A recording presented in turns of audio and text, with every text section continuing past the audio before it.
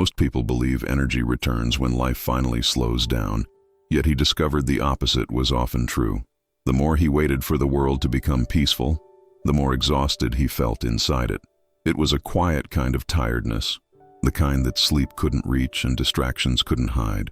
If you've ever felt strangely drained even on calm days, you might recognize that feeling too. What he learned began not with effort, but with a small, flickering light he almost ignored. At first he thought his problem was simple fatigue, something a weekend or a vacation might fix. But rest without inner calm felt like pouring water into a cracked cup. It never stayed long. He started wondering whether energy wasn't something to chase, but something to protect. That question alone softened something in him, like loosening a knot he hadn't known he was tightening. And once the knot loosened, a different kind of strength quietly began to surface. This story isn't about pushing harder or becoming someone new. It's about remembering a way of living that restores rather than depletes. A way so simple most people overlook it while searching for louder solutions. If you've been carrying invisible weight for longer than you can remember, you may feel it too. Because sometimes the path back to energy begins with learning how to be still again. He often woke more tired than when he had gone to bed, as if the night had quietly borrowed his strength and forgotten to return it. The alarm would hum on the table, patient but insistent, while his body negotiated for just a few more minutes. No matter how long he rested, a soft heaviness clung to him, like fog that refused to lift even after sunrise. It wasn't exactly sleep he lacked, though that would have been easier to explain. It was something quieter, a kind of inner dimming he couldn't quite name. By midday, he moved through tasks the way a phone runs on low battery mode, functional but dulled at the edges. Small frustrations stung more than they should. A sharp comment, a message left unanswered, a plan that fell apart. He'd smile politely, of course, yet inside something sagged, like a thread pulled too tight for too long. Even moments meant to be pleasant felt muted, as if joy were playing from another room with the door half closed. He sometimes wondered when feeling fully awake had become such a distant memory. On his desk sat a small lantern he'd bought years ago at a street market, once bright and steady. Lately its light flickered even with fresh batteries, a faint trembling glow that seemed oddly personal. He caught himself staring at it during quiet moments, sensing a familiar exhaustion in its hesitant pulse. It was a strange comfort, really. At least something else in the room seemed as worn out as he felt. Still, he couldn't shake the uneasy thought that both of them were running on fumes. What unsettled him most wasn't the tiredness itself, but the fear that it might be permanent. He pushed harder, stayed busy, filled silence with noise, hoping momentum would spark something back to life. Yet the more he chased energy, the more it slipped through his fingers like water through a loose grip. Sometimes, in the rare pause between obligations, a question surfaced softly. What if effort wasn't the cure?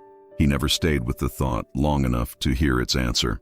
Late one evening, as the lantern's glow thinned to a pale whisper, he found himself sitting very still. For once, he didn't reach for his phone or turn on the television to distract the quiet. He simply watched the fragile light breathe in and out, slower now, almost thoughtful. A curious feeling stirred, not urgency, not panic, but a gentle longing to feel alive again. And somewhere in that hush, another question began to form, one that would soon change everything. The next morning, he noticed something unusual. The lantern hadn't gone out during the night, only settled into a faint, steady glow. It wasn't bright, not impressive, yet it felt calmer, as if it had stopped struggling to prove anything. He touched its cool metal frame and wondered whether energy could return quietly instead of all at once. Maybe strength didn't rush back like a storm, but seeped in like dawn through thin curtains. The thought lingered, gentle but persistent, as he prepared for another demanding day. He began to see how tension had been living in him, like a constant background noise. Even when nothing urgent was happening, his shoulders stayed half raised, his jaw slightly clenched. It was as though his body had forgotten how to stand down, like a guard who never leaves the post. Watching the lantern's softer glow, he sensed that constant strain might be leaking his energy drop by drop. Not dramatically, just steadily, the way a tiny crack can empty a full cup overnight. Later, during a brief pause between messages and obligations, he did something unusual for him. He leaned back, closed his eyes for 3 slow breaths, and let the noise pass without chasing it. At first, guilt pricked him. There were things to do, people waiting, expectations hovering. Yet beneath the guilt was a surprising ripple of relief, like cool water on overheated skin. When he opened his eyes, the lantern's light seemed a shade warmer, though he couldn't say why. He started experimenting in small, almost secret ways, as if afraid the calm might vanish if noticed. A quiet minute before answering a difficult message, a slow exhale after a harsh remark. Instead of pushing through exhaustion, he allowed brief islands of stillness to interrupt the current. Nothing dramatic changed, yet he no longer felt quite as hollow by the end of the day. It was as if something inside him was being gently refilled from a source he'd ignored. That evening, he sat beside the lantern again, noticing how steady its glow had become. Not brighter in a flashy way, just consistent, patient, quietly reliable. He wondered whether peace itself might be a kind of fuel most people forget exists. If calm could restore a small lantern, perhaps it could restore a tired person too. He didn't realize yet that someone would soon notice this quiet experiment and step into his story. By the end of the week, the fragile steadiness he'd found began to wobble under the weight of everything waiting for him. Responsibilities stacked like unopened letters, each one marked urgent in invisible ink. People depended on him, or so it felt, and he carried that expectation the way one carries a box that's heavier than it looks. He kept telling himself he could rest later, after things calmed down, after he proved he could handle it all. Later, unfortunately, had a habit of never arriving. At work, he nodded through conversations while his mind sprinted ahead, already bracing for the next demand. A careless remark from a colleague lingered longer than it should have, replaying in quiet loops. He smiled, said it was fine, then spent the afternoon wondering why it still stung. Even praise slid off him too quickly to matter, like rain on glass. Somewhere along the way, he'd started measuring his worth by how much he could endure without showing cracks. The lantern came with him now, tucked carefully into his bag like a small, flickering secret. He wasn't sure why he carried it. Maybe because leaving it behind felt like abandoning something fragile. During breaks, he'd glance at it, reassured when the light held steady, uneasy when it trembled. It had become a quiet barometer of his inner weather, though he wouldn't have admitted that out loud. If anyone asked, he'd probably laugh it off and change the subject. Slowing down still frightened him more than exhaustion did. He worried that if he paused too long, everything he was holding together would unravel at once. Bills, obligations, promises, people's opinions. They formed a tight web he didn't dare loosen. Rest felt suspicious, like stepping away from a spinning wheel that might wobble without him. So he kept moving, even as something inside pleaded for a different rhythm. One late afternoon, after a day that seemed to stretch without mercy, he sat alone on a bench outside. The lantern flickered sharply in his hands, its light thinning as if mirroring his own frayed nerves. He exhaled, long and shaky, unsure whether he was more tired of the world or of himself. For a moment, he allowed the exhaustion to be visible, at least to the quiet air around him. That was when a calm voice nearby, warm and unhurried, gently asked if he needed a light. He looked up to see an older woman standing a few steps away, her presence as unassuming as shade on a warm day. She wasn't intruding, just waiting, as if she had all the time in the world and nowhere urgent to be. In her hands was a small thermos, the kind people carry when they expect to stay somewhere a while. He almost said he was fine, the automatic reply, but the lantern sputtered in his grip at that exact moment. Its light thinned to a frail thread, trembling like a breath held too long. He turned it slightly, embarrassed by how fragile it suddenly looked under her calm gaze. "It does that when I overuse it," he muttered, though he wasn't sure whether he meant the lantern or himself. The woman nodded as if he had said something deeply sensible rather than vaguely defensive. "Some lights," she said gently, "aren't meant to burn without pause." Her voice carried no judgment, only the quiet certainty of someone who had learned this the slow way. They sat in a companionable silence while the sky softened into evening colors. He noticed how steadily she breathed, as if each inhale had somewhere safe to land. Meanwhile, his own breath came shallow and hurried, like footsteps late for an appointment. The lantern flickered again, then dimmed so low he feared it might finally surrender to darkness. A sudden, irrational worry rose. If it went out, maybe something inside him would too.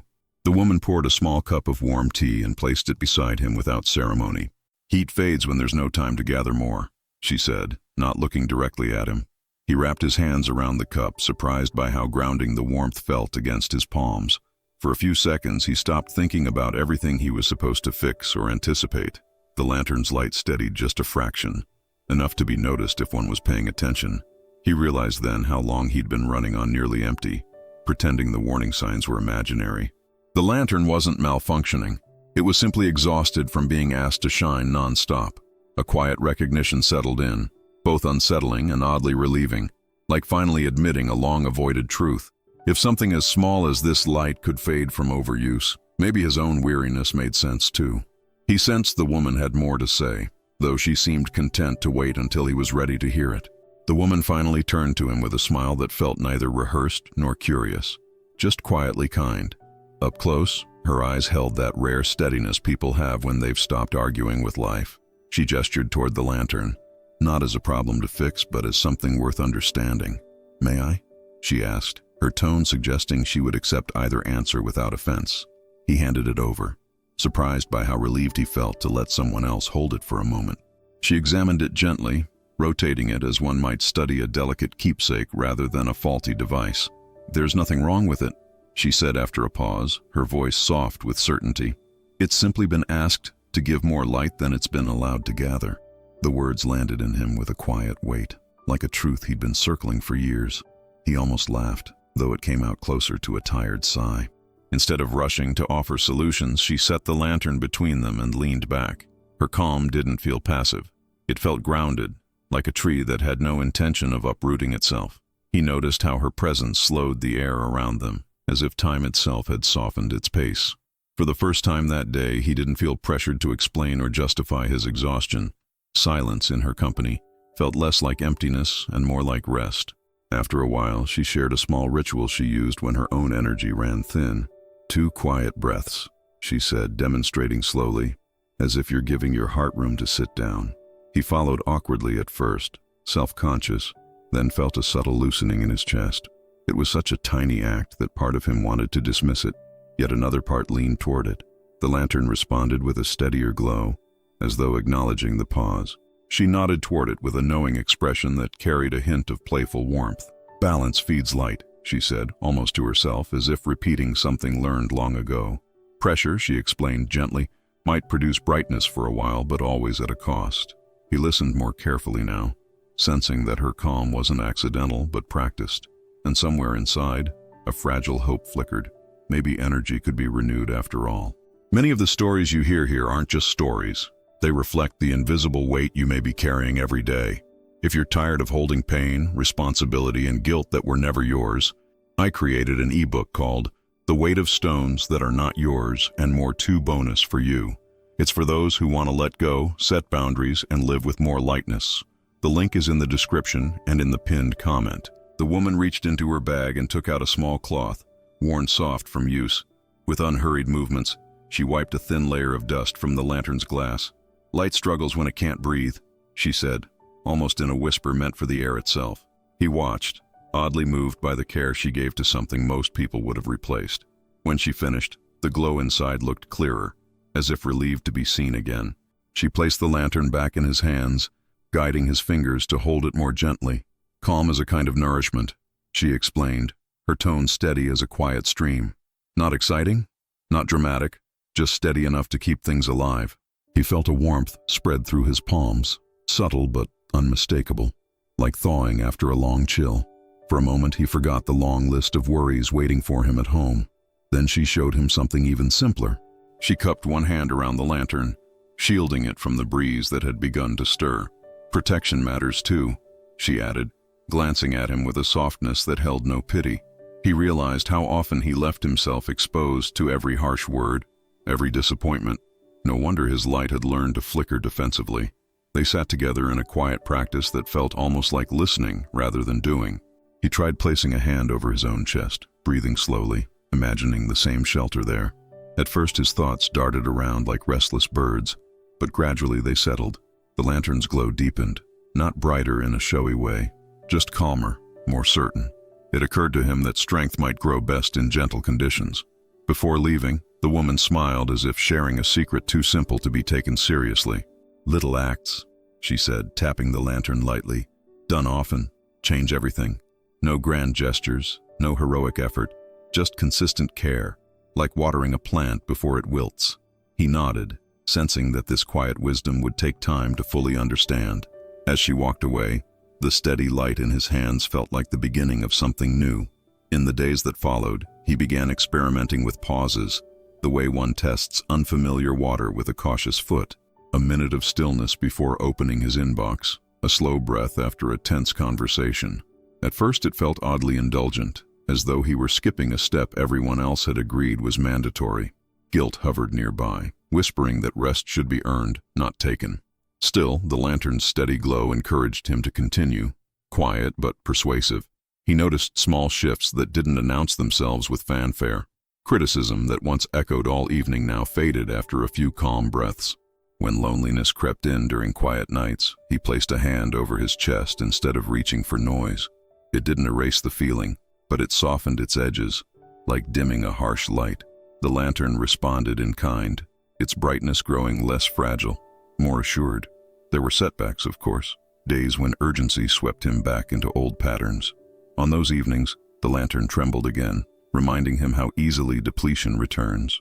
Instead of scolding himself, he tried something the woman had modeled, gentle noticing. "Oh, I forgot to rest today," he murmured once, surprised by the kindness in his own voice. The light steadied slightly, as if forgiveness itself carried a quiet energy. He began carving tiny pockets of quiet into ordinary moments.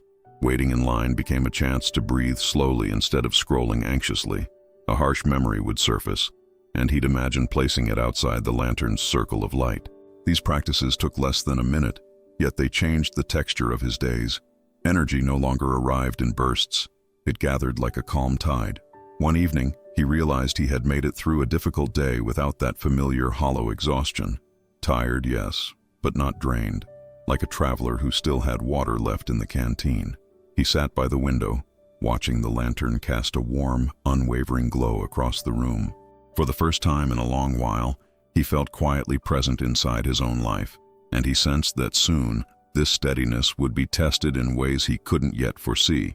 The test arrived sooner than he expected, on a morning already crowded with small irritations. A delayed bus, a curt message, a task returned with more criticism than guidance. Normally, his energy would have drained before noon, leaving him brittle and withdrawn. He felt the old surge of urgency rising, that familiar rush to fix everything at once. Then he remembered the lantern waiting quietly in his bag.